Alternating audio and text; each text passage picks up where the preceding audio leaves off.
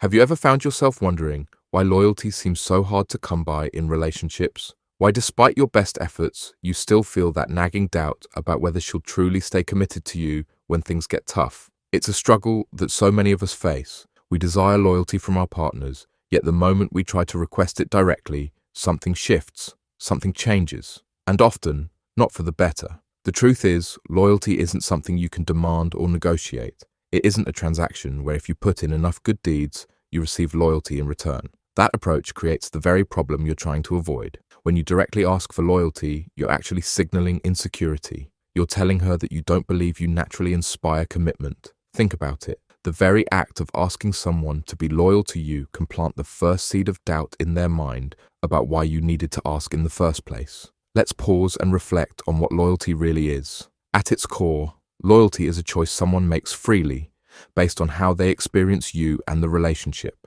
It's earned through consistent behavior, not demanded through words or ultimatums. The paradox is clear. The harder you grasp for loyalty, the more it slips through your fingers. Like trying to hold water in a clenched fist, the tighter you squeeze, the more you lose. So what's happening beneath the surface? Why does asking for loyalty often backfire? When you request loyalty, you're essentially saying, "I don't trust that you'll choose me on your own." This creates an immediate power imbalance. You've positioned yourself as the one who needs reassurance, who fears abandonment.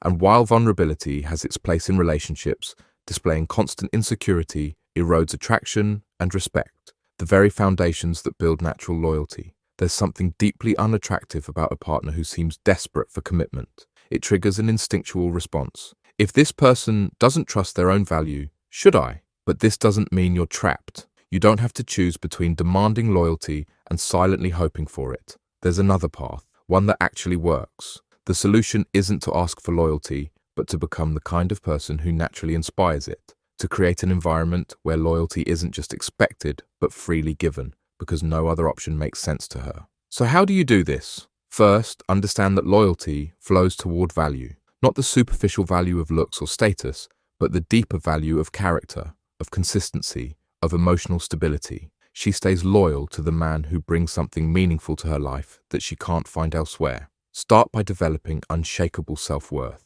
This isn't about arrogance or ego. It's about genuine confidence that comes from knowing who you are and what you bring to the table. When you truly value yourself, you stop seeking validation from others, including her. This self-assurance is magnetic. It communicates that while you choose her, you don't desperately need her to validate your existence. Think about the men you know who never worry about loyalty. Notice how they carry themselves. They aren't constantly checking their partner's phones or asking for reassurances. They know their worth, and this knowledge creates a gravitational pull that makes loyalty the natural response. The second element is emotional stability. Nothing drives away loyalty faster than emotional volatility. When your mood swings with every perceived slight, when you react with jealousy to harmless situations, you become exhausting to be around. Be the steady rock in her life, the one person she can count on when everyone else is unpredictable. This doesn't mean suppressing your emotions or being stoic to the point of disconnection. It means processing your feelings maturely,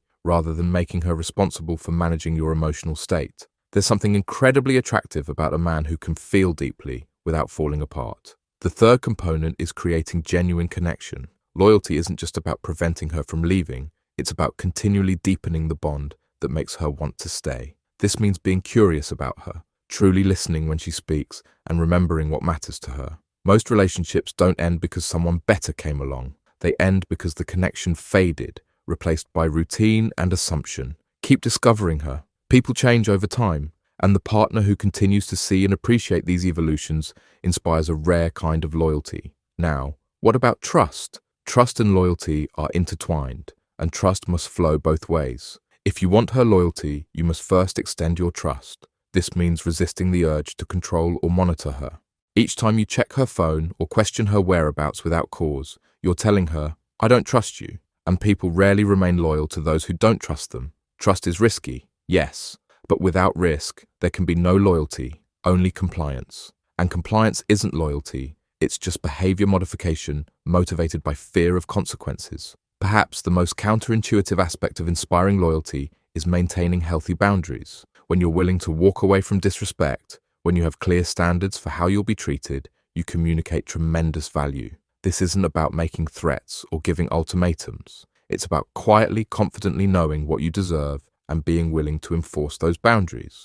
There's something deeply attractive about a man who respects himself enough to have boundaries. It signals that being with you is a privilege, not a right, and privileges are valued far more than entitlements. Another crucial element is reciprocity. Loyalty isn't one-sided. If you expect it from her, you must embody it yourself. This goes beyond just physical fidelity. It means being loyal to her dreams, her insecurities, her truths that she shares only with you. When she sees that you guard what's precious to her, she'll naturally guard what's precious to you. Understand too that loyalty flourishes in safety, not just physical safety, but emotional safety. Can she be her authentic self with you without fear of judgment? Can she share her darkest thoughts, her wildest dreams, her deepest insecurities without you using them against her later? The relationship that offers this rare form of safety becomes irreplaceable. Now, let's talk about what kills loyalty faster than anything else: neediness. Neediness is the antithesis of attraction.